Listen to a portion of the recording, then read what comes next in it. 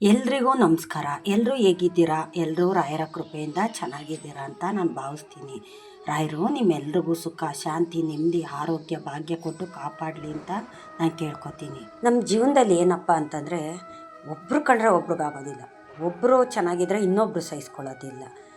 ಇವತ್ತು ನಾವು ಕೆಳಗಡೆ ಇದ್ದೀವಿ ಅಂತಂದರೆ ಅದನ್ನು ಆಡ್ಕೊಳ್ಳೋ ಅಂಥ ಜನನೇ ಜಾಸ್ತಿ ಆಗಿರ್ತಾರೆ ಅಲ್ವಾ? ಅದೇ ನಾವು ಚೆನ್ನಾಗಿದ್ದಾಗ ನಮ್ಮನ್ನು ಏನೇನೆಲ್ಲ ಅಂತಾರೆ, ಏನೇನೆಲ್ಲ ದೂಷಿಸ್ತಾರೆ ಅನ್ನೋದು ಸಹ ಕೆಲವ್ರಿಗೆ ಗೊತ್ತಿರುತ್ತೆ. ಚೆನ್ನಾಗಿದ್ದವ್ರ ಜೀವನದಲ್ಲೂ ಏನಾಗಿದೆ ಅನ್ನೋದು ಗೊತ್ತಿರುತ್ತೆ, ಚೆನ್ನಾಗಿಲ್ಲದೆ ಇರೋರು ಕೆಳಗಡೆ ಇರೋರ ಜೀವನದಲ್ಲಿ ಏನಾಗಿರುತ್ತೆ ಅನ್ನೋದು ಗೊತ್ತಿರುತ್ತೆ. ಯಾಕೆಂತಂದರೆ ನಮ್ಮ ಜೀವನದಲ್ಲಿ ಚೆನ್ನಾಗಿದ್ರೂ ಕಷ್ಟ, ಚೆನ್ನಾಗಿಲ್ಲದೆ ಇದ್ರೂ ಕಷ್ಟ. ಚೆನ್ನಾಗಿದ್ದರೆ ಏನಂತಾರೆ, ಅಯ್ಯೋ ಇವ್ರಿಗೆಲ್ಲೋ ಸಿಕ್ಬಿಡ್ತಪ್ಪ, ಎಲ್ಲೋ ಕತ್ಕೊಂಬಂದ್ಬಿಟ್ರು, ಏನು ಯಾರ ತಲೆನೋ ಹೊಡೆದ್ಬಿಟ್ಟಿದ್ದಾರೆ, ಅದಕ್ಕೆ ಇದ್ದಕ್ಕಿದ್ದಂಗೆ ಈಗ ಆಗ್ಬಿಟ್ಟಿದ್ದಾರೆ ಅಂತಾರೆ. ಏನೂ ಇಲ್ಲದೆ ನಾವು ಕೆಳಗಡೆ ಇದ್ವಿ ಅಂತಂದರೆ ಅವಾಗೇನಂತಾರೆ ಗೊತ್ತಾ, ಅಯ್ಯೋ ಇವ್ರು ಮಾಡಿದ ಕರ್ಮ, ಇವ್ರು ಮಾಡಿದ ಪಾಪ, ದೇವ್ರು ಅದಕ್ಕೆ ಇವ್ರನ್ನಿಗೆ ಇಟ್ಟಿದ್ದಾರೆ, ಇವ್ರಿಗೆ ಆಗಬೇಕು, ಇನ್ನೂ ಆಗಬೇಕು ಇವ್ರಿಗೆ ಅಂತ ದೂಷಿಸೋದು.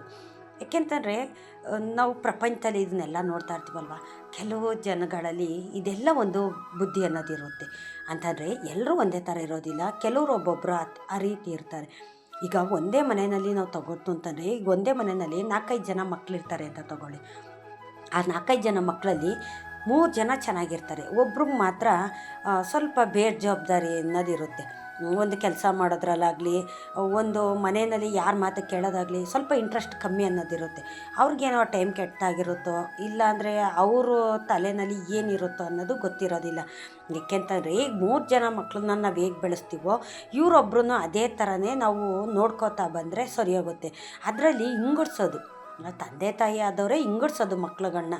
ಈಗ 3 ಜನ ಒಂಥರ ನೋಡ್ಕೊಂಡ್ರೆ ಇವರೊಬ್ಬರನ್ನೇ ಒಂಥರ ನೋಡ್ಕೊಳ್ಳೋದು. ಯಾಕಪ್ಪ ಅಂತಂದರೆ ಅವನು ಬೇಜವಾಬ್ದಾರಿ, ಅವನು ಏನು ಕೆಲಸ ಮಾಡಲ್ಲ, ಇನ್ನು ಉಳಿದವರು ಚೆನ್ನಾಗಿ ಕೆಲಸ ಮಾಡ್ತಾರೆ, ಹಾಗೆ ಹೀಗೆ ಅಂತ. ಏಕೆಂತಂದರೆ ನಮ್ಮ ಮಕ್ಕಳು ಅಂತ ಅಂದಮೇಲೆ ಈಗ 3 ಜನ ಒಂದು ರೀತಿ ಇದ್ದಾರೆ ಅಂದಮೇಲೆ ಇವರೊಬ್ಬರು ಹೇಗೆ ಬೇರೆ ರೀತಿ ಆಗ್ತಾರೆ.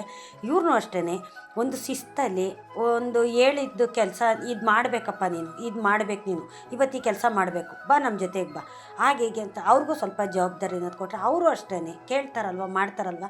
ಆದರೆ ಇವ್ರನ್ನೇನು ಮಾಡ್ತಾರೆ, ಮೂಲೆ ಗುಂಪು ಥರ ನೋಡೋ ಅಂಥದ್ದು.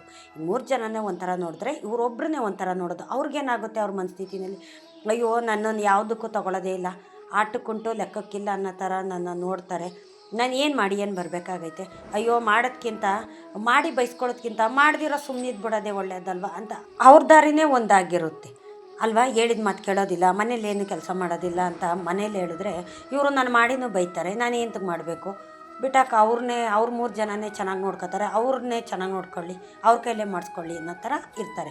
ಏಕೆ ಅಂತಂದರೆ ನಮ್ಮ ಮಕ್ಕಳು ಅಂತಂದಮೇಲೆ ಈಗ 4 ಮಕ್ಕಳಾಗಲಿ 5 ಮಕ್ಕಳಾಗಲಿ ಒಬ್ಬರಾಗಲಿ ಇಬ್ಬರಾಗಲಿ ಎಲ್ಲರನ್ನೂ ಒಂದೇ ರೀತಿ ನೋಡಬೇಕು. ಕೆಲವು ಜನ ಏನು ಮಾಡ್ತಾರೆ ಅಂದರೆ ಒಬ್ರನ್ನೊಂಥರ ನೋಡೋದು, ಮಕ್ಕಳಲ್ಲೇ ಭೇದ ಭಾವ ಮಾಡೋವಂಥದ್ದು. ಅದೇನಾಗುತ್ತೆ ಅಂತಂದರೆ ಅವ್ರಿಗೆ ಬೆಳೀತಾ ಅವ್ರ ತಲೆಯಲ್ಲಿ ನಾನು ಬೇರೆಯವನು, ನಾನು ಸಪ್ರೇಟು, ನಾನು ಹಿಂಗುಡ್ಸ್ಬಿಟ್ಟಿದ್ದಾರೆ, ನನ್ನ ಇವ್ರ ಜೊತೆಗೆ ಸೇರಿಸ್ಕೊಳ್ಳಲ್ಲ, ನಾನು ಏನಕ್ಕೂ ಬೇಡವಾದವನು ಅನ್ನೋದೇ ಅವ್ರ ತಲೆನಲ್ಲಿ ಬಂದುಬಿಡುತ್ತೆ. ನೋಡಿ, ಒಂದು ಶಿಲೆ ಆಗಬೇಕಾದ್ರೆ ಒಂದು ಕಲ್ಲು ಎಷ್ಟು ಉಳಿಪೆಟ್ಟು ತಿನ್ನುತ್ತೋ, ಒಬ್ಬ ಮನುಷ್ಯ ಆಗಬೇಕಾದ್ರೂ ಅಷ್ಟೇ ಅವಮಾನ ಅನ್ನೋದು ಸಹಿಸ್ಕೊಳ್ಳೇಬೇಕು. ಅವಮಾನ ಆದಮೇಲಲ್ವ ಸನ್ಮಾನ ಅನ್ನೋದು. ಅವಮಾನ ಪಟ್ಟಷ್ಟು, ಕಷ್ಟಪಟ್ಟಷ್ಟು ಮುಂದೆ ಒಂದಲ್ಲ ಒಂದು ದಿನ ಒಳ್ಳೇದನ್ನೋದು ಮಾಡೇ ಮಾಡ್ತಾರೆ. ಎಂಥವ್ರಿಗೆ ಆಗಲಿ ಅಂಥವ್ರು ಪಾಲ್ಗೋರು ರಾಯರು ಅನ್ನೋದು ಇರ್ತಾರೆ, ದೇವ್ರುಗಳಿರ್ತಾರೆ, ದೇವ್ರು ಬಿಡೋದಿಲ್ಲ. ಈಗ ಮನುಷ್ಯರು ಬಿಟ್ಬಿಟ್ರು ಅಂತಂದರೆ, ನೀನು ನಮ್ಮ ಜೊತೆಗೆ ಸೇರಿಸ್ಕೊಳ್ಳಲ್ಲ, ನೀನೇ ಒಂದು ನಾವೇ ಒಂದು ಅಂತ ಮನುಷ್ಯರು ಹಿಂಗುಡ್ಸ್ಬೋದು. ಆದರೆ ದೇವ್ರುಗಳು ಆ ಥರ ಹಿಂಗುಡ್ಸೋದಿಲ್ಲ. ಏಕೆ ಅಂತಂದರೆ ಮನುಷ್ಯನಲ್ಲಿ ಇರೋ ಅಂಥ ಒಂದು ಬುದ್ಧಿ ಅದು ಯಾವ ಥರ ಅಂತಾರೆ, ಒಂಥರ ಕೀಳು ಬುದ್ಧಿ ಅಂತ ಹೇಳ್ತೀನಿ ನಾನು ಅಂಥವ್ರಿಗೆಲ್ಲ ಅಲ್ವಾ. ನಮ್ಮ ಮಕ್ಕಳು ಅಂತ ಅಂದಮೇಲೆ ಎಲ್ಲರನ್ನೂ ಒಂದೇ ರೀತಿಲಿ ನೋಡಬೇಕಲ್ವ. ದೇವ್ರುಗಳಲ್ಲೇ ಭೇದ ಭಾವ ಮಾಡೋದಿಲ್ಲ, ಮತ್ತು ಮನುಷ್ಯರಲ್ಲಿ ಅಂತೂ ಭೇದ ಭಾವ ಮಾಡಬೇಕು. ಈಗ ಅವ್ರು ಚೆನ್ನಾಗಿದ್ದಾರೆ ಅಂತಂದರೆ ಅವ್ರನ್ನ ಮೇಲೆ ಏರಿಸೋದು, ಅವರು ಟೈಮ್ ಚೆನ್ನಾಗಿರಲ್ಲ, ಅವ್ರು ಸ್ವಲ್ಪ ಕೆಳಗಡೆ ಇರ್ತಾರೆ, ಏನೋ ಅವ್ರ ಗ್ರಹಚಾರ, ಅವ್ರ ಟೈಮ್ ಚೆನ್ನಾಗಿರೋದಿಲ್ಲ, ಹುಟ್ಟಿದ್ಗಳಿಗೆ ಸರಿ ಇರೋದಿಲ್ಲ, ಅದಕ್ಕೇನಾದರೂ ಒಂದು ಮಾಡಬೇಕಲ್ವ. ಅವ್ರೇಂತ ಕೇಳಿದ ಮಾತು ಕೇಳಲ್ಲ, ಏಂತಕ್ಕೆ ನಾವು ಹೇಳಿದ ಕೆಲಸ ಮಾಡಲ್ಲ, ಏಂತಕ್ಕೆ ಅವ್ರು ನಮ್ಮ ದಾರಿಗೆ ಬರಲ್ಲ ಅಂತ ಹಾಗೇ ಬಿಟ್ಟು ಬಿಡಬಾರ್ದು. ಅವ್ರನ್ನೂ ಅಷ್ಟೇ ನಮ್ಮ ದಾರಿಗೆ ತೊಗೊಳೋದಕ್ಕೆ ಏನು ಮಾಡಬೇಕು ಅದನ್ನೆಲ್ಲ ಮಾಡಬೇಕು ಅಲ್ವಾ. ದೇವ್ರನ್ನೋರು ಒಬ್ಬರು ಇದ್ದಾರೆ ಅಲ್ವಾ. ದೇವ್ರುಗಳೇ ಹಿಂಗುಡ್ಸೋದಿಲ್ಲ, ಎಲ್ಲರನ್ನೂ ಒಂದೇ ರೀತಿ ಅಂತ ದೇವ್ರು ನೋಡ್ತಾರೆ. ಆದರೆ ಮನುಷ್ಯರಾದವ್ರು ಏನು ಮಾಡ್ತಾರೆ ಗೊತ್ತಾ, ಒಬ್ಬೊಬ್ಬರು ಒಂದೊಂದು ರೀತಿ ನೋಡ್ತಾರೆ. ಅವ್ರನ್ನ ಹಾಗೇ ಲೈಫ್ ಲಾಂಗು ಅವ್ರನ್ನ ಒಂಥರ ಹಿಂಗಡಿಸ್ತಾನೆ ಬಂದುಬಿಡ್ತಾರೆ. ಅವಾಗ ಅವ್ರ ಮನಸ್ಥಿತಿಲಿ ಏನಾಗುತ್ತೆ ಅಂದರೆ ಒಂಥರ ನಾನೇ ಸಪ್ರೇಟು, ನನಗೆ ಯಾರೂ ಇಲ್ಲ ಅನ್ನೋದೇ ಒಂದು ತಲೆಯಲ್ಲಿ ಇಟ್ಕೊಂಡ್ಬಿಡ್ತಾರೆ. ಆವಾಗ ಏನಾಗುತ್ತೆ ಅಂದರೆ ಅವ್ರ ಮುಂದೆ ಜೀವನ ತುಂಬ ಕಷ್ಟ ಆಗುತ್ತೆ ಅಲ್ವಾ. ನೋಡಿ, ಆ ರೀತಿ ಯಾರಿಗೂ ಅಷ್ಟೇ ಒಬ್ರ ಮೇಲೂ ಒಬ್ರು ಕೀಳು ಅಂತ ಹಿಂಗುಡ್ಸೋದಕ್ಕೆ ಹೋಗಬೇಡಿ. ಈಗ ನಮ್ಮ ಮಕ್ಕಳು ಅಂತ ಅಂದಮೇಲೆ ಎಲ್ಲರೂ ಒಂದೇ ಭಾವನೆ ನೋಡಬೇಕು. ಈಗ ಶ್ರೀಮಂತ ಆಗಿರಲಿ ಬಡವ ಆಗಿರಲಿ ಅವರೆಲ್ಲರೂ ಒಂದೇ ರೀತಿಲಿ ನೋಡಬೇಕು. ಇವಾಗ ಒಬ್ಬ ಕೆಳಗಡೆ ಇದ್ದಾನೆ ಅಂತಂದರೆ ಅವನು ನಾಳೆ ದಿವಸ ಮೇಲೆ ಬಂದೇ ಬರ್ತಾನೆ. ಅವನಿಗೆಷ್ಟು ಅವಮಾನ ಮಾಡಿರ್ತಾರೆ ಅಲ್ವಾ. ಅವ್ನು ನಾವು ಹೇಳಿದ ಮಾತು ಕೇಳಲ್ಲ, ನಾವು ಹೇಳಿದ ಕೆಲಸ ಮಾಡಲ್ಲ ಅಂತ ಅವನ್ನ ಮೂಲೆ ಗುಂಪು ಮಾಡಿಬಿಟ್ಟಿರ್ತಾರೆ. ಆದರೆ ಮುಂದೆ ಒಂದಲ್ಲ ಒಂದು ದಿವಸ ಆ ಮನುಷ್ಯನೇ ಬೆಳೀತಾ ಬರ್ತಾನೆ.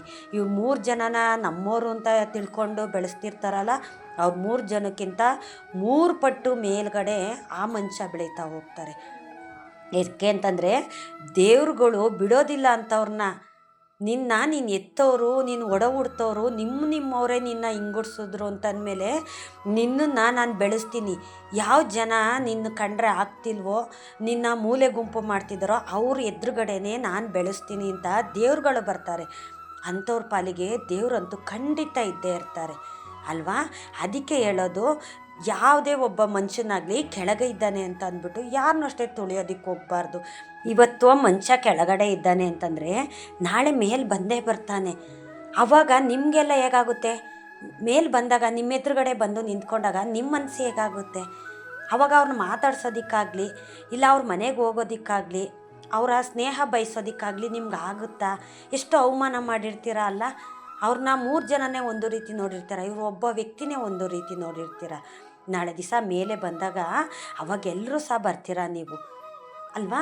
ನಾನು ಅದಕ್ಕೆ ಹೇಳೋದು, ಯಾರನ್ನೂ ಅಷ್ಟೇ ಕಾಲು ಕಸದ ರೀತಿ ನೋಡೋದಕ್ಕೆ ಹೋಗ್ಬಾರ್ದು.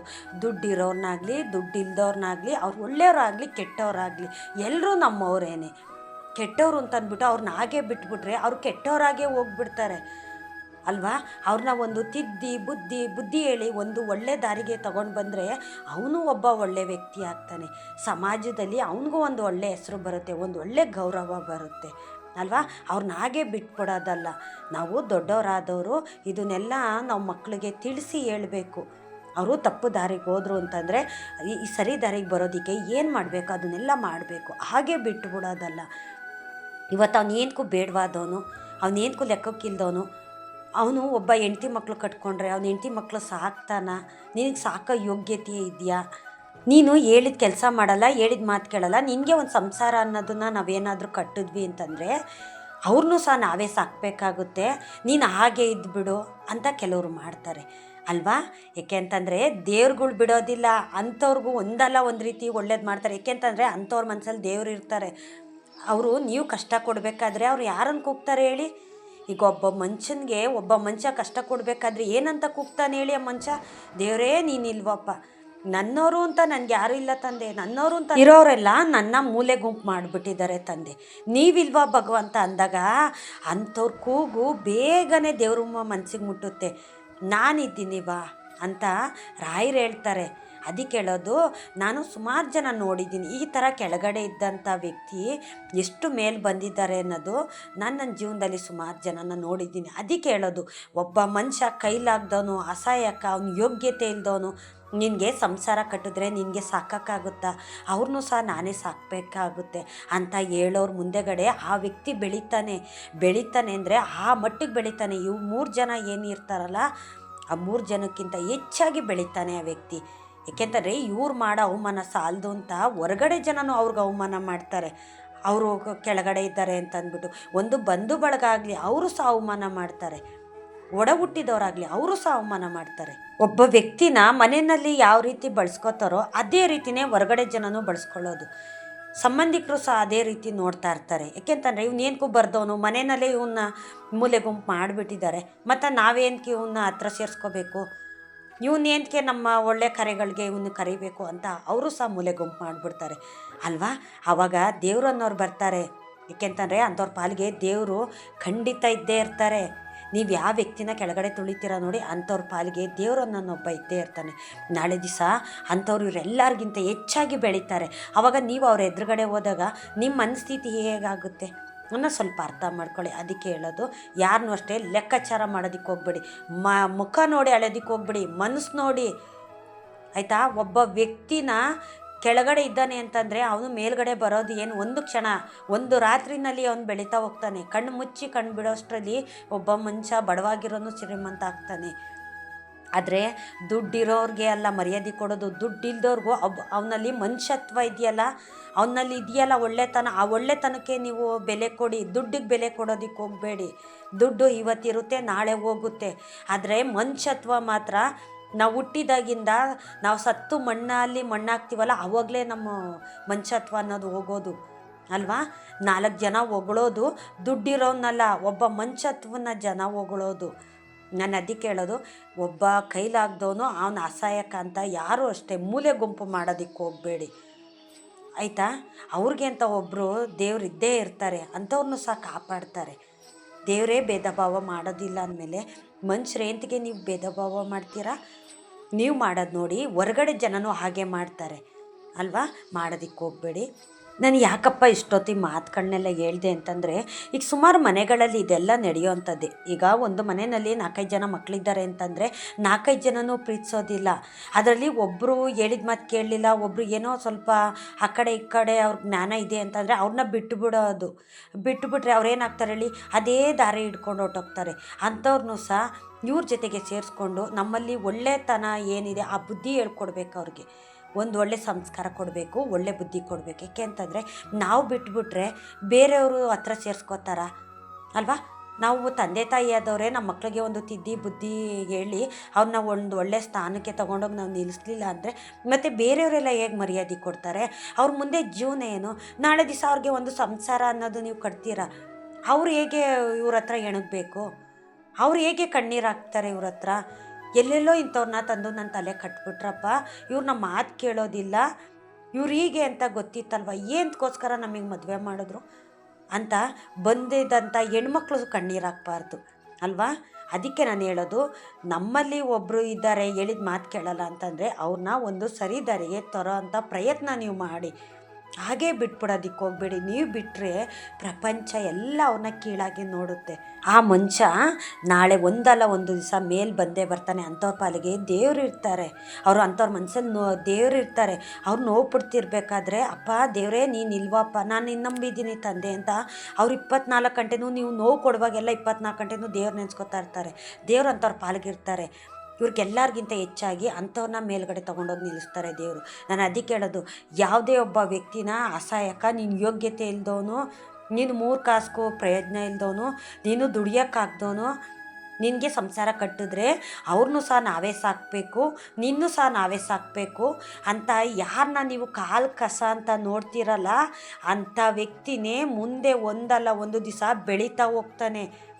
ಉದಾಹರಣೆಗೆ ನಾವಿಷ್ಟು ಜನನ ಆ ಥರ ನೋಡಿಲ್ಲ ನಾವು. ಅದಕ್ಕೆ ಹೇಳೋದು, ಯಾರನ್ನೂ ಅಷ್ಟೇ ಮುಖ ನೋಡಿ ಅಳೆಯೋದಕ್ಕೆ ಹೋಗಬೇಡಿ, ಮನಸ್ಸು ನೋಡಿ. ನೀವು ಹಣ ನೋಡಿ ಅಳೆಯೋದಕ್ಕೆ ಹೋಗಬೇಡಿ, ಮನುಷ್ಯತ್ವ ನೋಡಿ ಅಳಿ. ಹಣ ಇವತ್ತಿರುತ್ತೆ, ನಾಳೆ ಹೋಗುತ್ತೆ. ಹಣ ಅಲ್ಲ, ನಾವು ಸತ್ತಾಗ ಬರೋದು ಹಣ ಅಲ್ಲ. ನಾವೆಷ್ಟೇ ಕೋಟಿ ಸಂಪಾದನೆ ಮಾಡಿದ್ರು ನಾವು ಸತ್ತಾಗ ಏನೇನು ಕಳಿಸೋದಿಲ್ಲ. ಮೈ ಮೇಲೆ ಒಂದು ತುಂಡು ಬಟ್ಟೆನೂ ಸಹ ಬಿಡೋದಿಲ್ಲ. ನೀವೆಷ್ಟೇ ಕೋಟಿ ಸಂಪಾದನೆ ಮಾಡಿದ್ರೇನು, ಎಷ್ಟೇ ಆಸ್ತಿ ಸಂಪಾದನೆ ಮಾಡಿದ್ರೇನು ಅದನ್ನೆಲ್ಲ ನಿಮ್ಮ ಮೇಲೆ ಕಳಿಸ್ತಾರ? ಯಾರು ಕಳಿಸೋದಿಲ್ಲ ನೋಡಿ. ಸೊಂಟದಲ್ಲಿರೋ ಉಡ್ದಾರನೂ ಸಹ ಬಿಡೋದಿಲ್ಲ, ಅದನ್ನು ಸಹ ಕಿತ್ಕೊಂಡೇ ಕಳಿಸೋದು. ಅದಕ್ಕೆ ಹೇಳೋದು, ಸತ್ತಾಗ ಯಾರು ಬರೋದು? ಮನುಷ್ಯರು ಬರೋದು. ಅಪ್ಪ ಇಂಥ ವ್ಯಕ್ತಿ ಒಳ್ಳೆ ವ್ಯಕ್ತಿ ಸತ್ತೋದಂತೆ, ಇರಪ್ಪ ನಮಗಿವತ್ತು ಎಷ್ಟೇ ಕೆಲಸ ಇದ್ರೂ ನಾವು ಹೋಗಬೇಕು, ಕಡೆ ಟೈಮಲ್ಲಿ ಅವ್ರ ಮುಖ ನೋಡಿ ಅವ್ರ ಅಂತ್ಯ ಸಂಸ್ಕಾರಕ್ಕೆ ನಾನು ಹೋಗಬೇಕು ಅಂತ ಎಷ್ಟು ದೂರ ಆಗಿರಲಿ, ಅವರು ದೇಶ ಬಿಟ್ಟು ದೇಶಕ್ಕೆ ಹೋಗಿರಲಿ, ಅಲ್ಲಿಂದನೂ ಸಹ ಬರ್ತಾರೆ. ಒಳ್ಳೆ ವ್ಯಕ್ತಿನ ಅಪ್ಪ ಸತ್ತೋಗ್ಬಿಟ್ರಪ್ಪ, 4 ಜನಕ್ಕೆ ಸಹಾಯ ಮಾಡ್ತಿದ್ದಂಥ ವ್ಯಕ್ತಿ, ಯಾರಿಗೂ ಅಷ್ಟೇ ಮೋಸ ಮಾಡಿಲ್ಲ ವ್ಯಕ್ತಿ ಅಂತಂದ್ಬಿಟ್ಟು ಮೂಲೆಯಲ್ಲಿ ಎಲ್ಲಿದ್ದರೂ ಸಹ ಅಂಥ ವ್ಯಕ್ತಿ ಮುಖ ನೋಡೋದಕ್ಕೆ ಬರ್ತಾರೆ ಆಯಿತಾ. ನಿಮ್ಮ ಹಣ ನೋಡಿಬಿಟ್ಟು ಆಸ್ತಿ ನೋಡಿಬಿಟ್ಟು ಯಾರೂ ಬರೋದಿಲ್ಲ. ಒಬ್ಬ ವ್ಯಕ್ತಿ ಕೆಟ್ಟವನಾದ ಅಂತಂದರೆ ಆ ವ್ಯಕ್ತಿ ಸತ್ತ ಅಂದರೆ ಯಾರೂ ಬರೋದಿಲ್ಲ. ಅಯ್ಯೋ ಅವ್ನು ಬದುಕಿದಾಗ ಒಂದು ಕಾಗೆಗೂ ಸಹ ಅನ್ನ ಹಾಕ್ಲಿಲ್ಲಪ್ಪ, ಮನೆ ಬಾಗ್ಲಿಗೆ ಯಾರನ್ನೂ ಸೇರಿಸ್ತಿರ್ಲಿಲ್ಲಪ್ಪ, ಎಲ್ಲರೂ ತಿನ್ನೋದು ನಾನೇ ತಿನ್ನೋಣ ಅನ್ನೋನು, ಒಬ್ರಿಗೊಂದು ಮಾಡ್ತಿದ್ದ ಅವನು. ಹಣಕ್ಕೆ ಬೆಲೆ ಕೊಡೋನು, ಮನುಷ್ಯನ ಬೆಲೆ ಕೊಡ್ತಿರ್ಲಿಲ್ಲ. ಅವ್ನಿಗೇನು ಹೋಗೋದು ನಾವು ಮುಖ ನೋಡೋದು, ಅಯ್ಯೋ ಹೋಗ್ದಿದ್ರು ಆಗುತ್ತೆ ಬನ್ನಿ ನಮ್ಮ ಕೆಲಸ ನಾವು ನೋಡೋಣ ಅಂತ ಅನ್ನಬಾರ್ದು. ಅದಕ್ಕೆ ಹೇಳೋದು, ದುಡ್ಡಿರೋನ್ಗಿಂತ ಮನುಷ್ಯತ್ವ ಮುಖ್ಯ ಅಂತ ನಾನು ಹೇಳೋದು. ಸತ್ತಾಗ ಯಾವ ಹಣ ಆಸ್ತಿ ಒಡವೆ ವೈಭೋಗ್ಯ ಏನು, ನೀವು ಕಾರು ಬಂಗ್ಲೆ ಏನು ನಿಮ್ಮ ಮೇಲೆ ಕಳಿಸೋದಿಲ್ಲ. ಸತ್ತಾಗ ಬರೋದು ನಮ್ಮ ಹಿಂದೆಗಡೆ 4 ಜನ ಏಕೆ ಆ 4 ಜನ ಬರ್ತಾರೆ ಅಂದರೆ ನಮ್ಮಲ್ಲಿರೋ ಒಳ್ಳೆತನಕ್ಕೆ ಅವರೆಲ್ಲ ಬರೋದು. ನಿಮ್ಮ ದುಡ್ಡು ನೋಡಿ ಯಾರೂ ಬರೋದಿಲ್ಲ. ಈಗೊಂದು ಅಂತ್ಯ ಸಂಸ್ಕಾರಕ್ಕೆ ಯಾರಾರ ಬರ್ತಾರೆ ಅಂತಂದರೆ ನೀವು ದುಡ್ಡು ಕೊಟ್ರೇ ನಾವು ಬರೋದು ಅಂತ್ಯ ಸಂಸ್ಕಾರಕ್ಕೆ ಅಂತ ಹೇಳ್ತಾರಾ? ಇಲ್ಲ. ಅದಕ್ಕೆ ಹೇಳೋದು, ದುಡ್ಡುಗಿಂತ ಮನುಷ್ಯ ಮುಖ್ಯ. ದುಡ್ಡನ್ನ ಹೆಂಗೆ ಬೇಕಾದರೂ ಸಂಪಾದನೆ ಮಾಡ್ಬೋದು, ಆದರೆ ಮನುಷ್ಯನ ಸಂಪಾದನೆ ಮಾಡೋಕ್ಕಾಗೋದಿಲ್ಲ. ಅವನಲ್ಲಿ ಒಂದು ಒಳ್ಳೆತನ ನಾವು ಸಂಪಾದನೆ ಮಾಡೋಕ್ಕಾಗೋದಿಲ್ಲ. ಅದಕ್ಕೆ ಹೇಳೋದು, ಭೇದ ಭಾವ ಮಾಡೋದಕ್ಕೆ ಹೋಗಬೇಡಿ. ದುಡ್ಡಿರೋನ್ನ ಇಲ್ದವ್ರನ್ನ ಒಂದೇ ರೀತಿ ನೀವು ಯೋಚನೆ ಮಾಡಿ. ನಮಗಿಂತ ಕೆಳಗಡೆ ಇರೋರನ್ನ ಪ್ರೀತಿ ಮಾಡಿ, ನಮಗಿಂತ ಮೇಲಿರೋರನ್ನ ಹತ್ರನೂ ಸಹ ಬಿಟ್ಕೊಡೋದಕ್ಕೆ ಹೋಗಬೇಡಿ. ಏಕೆಂತಂದರೆ ಅಂಥವ್ರ ಕಣ್ಣಿಗೆ ನಾವು ಕಾಣಿಸೋದಿಲ್ಲ, ದುಡ್ಡಿರೋರ ಕಣ್ಣಿಗೆ ನಾವು ಯಾರು ಕಾಣಿಸೋದಿಲ್ಲ. ನಮಗಿಂತ ಕೀಳಾಗಿರ್ತಾರೆ ನೋಡಿ, ಬಡವರಾಗಿರ್ತಾರೆ ನೋಡಿ, ಅಂಥವ್ರ ಪ್ರೀತಿ ಸಂಪಾದನೆ ಮಾಡಿ, ಅಂಥವ್ರ ಸ್ನೇಹ ಮಾಡಿ. ಆವಾಗ ಅವರಲ್ಲಿ ನಮ್ಮಲ್ಲಿ ಒಂದು ಭೇದ ಭಾವ ಅನ್ನೋದು ಬರೋದಿಲ್ಲ. ದುಡ್ಡಿರೋರು ಇಲ್ದೋರು ಅನ್ನೋ ಒಂದು ಭೇದ ಭಾವ ಬರೋದಿಲ್ಲ. ನನ್ನ ಮಾತಿಂದ ಯಾರಿಗಾದ್ರೂ ಬೇಜಾರಾಗಿದ್ದರೆ ದಯವಿಟ್ಟು ಕ್ಷಮಿಸಿ ನನ್ನ. ಇಷ್ಟೊತ್ತು ನನ್ನ ವಿಡಿಯೋ ನೋಡಿದ್ದಕ್ಕಾಗಿ ತುಂಬ ಹೃದಯದ ಧನ್ಯವಾದಗಳು. ರಾಯರು ನಿಮ್ಮೆಲ್ರಿಗೂ ಸುಖ, ಶಾಂತಿ, ನೆಮ್ಮದಿ, ಆರೋಗ್ಯ, ಭಾಗ್ಯ ಕೊಟ್ಟು ಕಾಪಾಡಲಿ ಅಂತ ನಾನು ಕೇಳ್ಕೊತೀನಿ.